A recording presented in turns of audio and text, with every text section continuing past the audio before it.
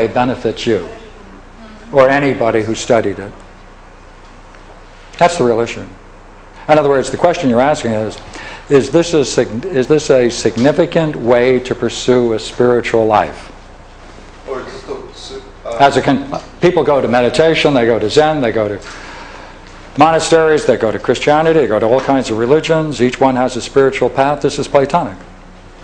It requires understanding and the dialectic. And isn't it also What? an activity? And an activity. Isn't that what this level adds to? Yeah. And isn't it also in that, I was thinking that in terms of the way he outlines image, thinking, beliefs, understanding, and knowledge, that by using these kinds of concepts, he's showing he's moving from the appearance, which is the lower part, to the reality, and these have an appearance of knowledge, each of these activities, but that isn't the true knowledge.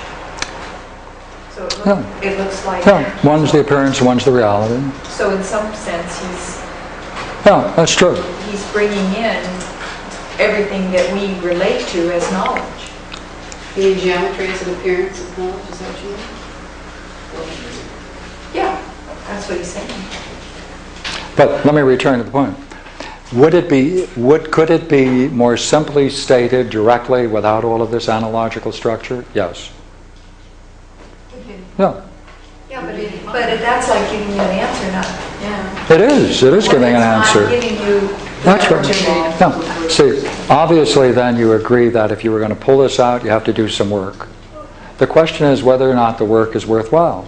In what sense worthwhile? Does it bring the kind of benefit that he thinks it brings about?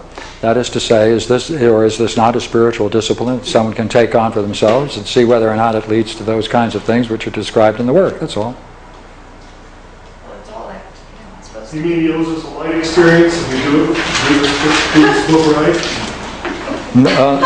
No, it goes beyond light experience. It goes to the one which is beyond light. He owes us that then. Yeah. But, No. so if you don't get a light experience, you should certainly know that you got room. No. You get to the... No, see. The idea of the light experience is the idea of the good. What's beyond the idea of the good and the king of all is called the good itself or the one. But if you were to do this book really well, then you'd at least get that. You at least get that. yes, you would at least get the idea. Well, can you get the idea of the good without getting the good? In this book, it doesn't seem like you could.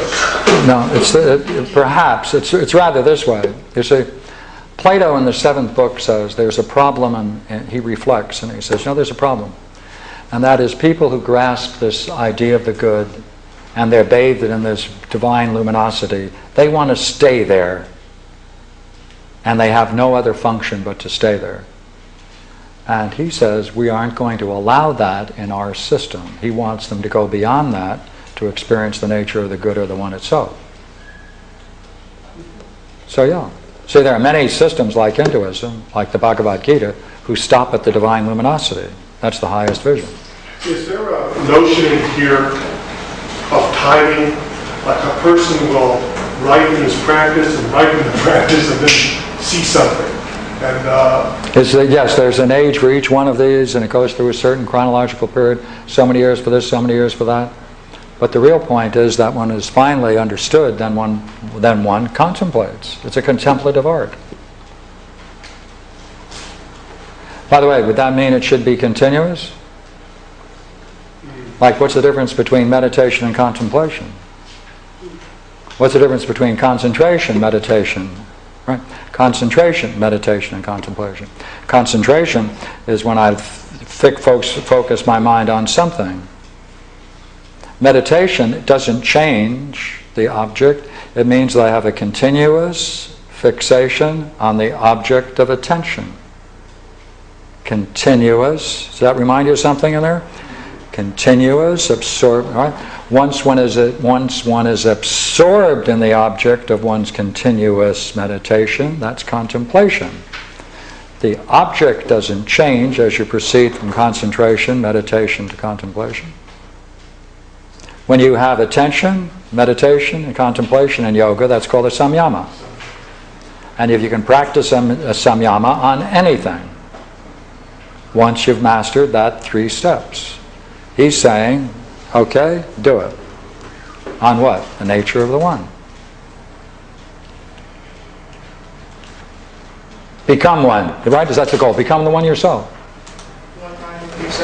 And he's going to lay out what he thinks is the procedure for such a unity.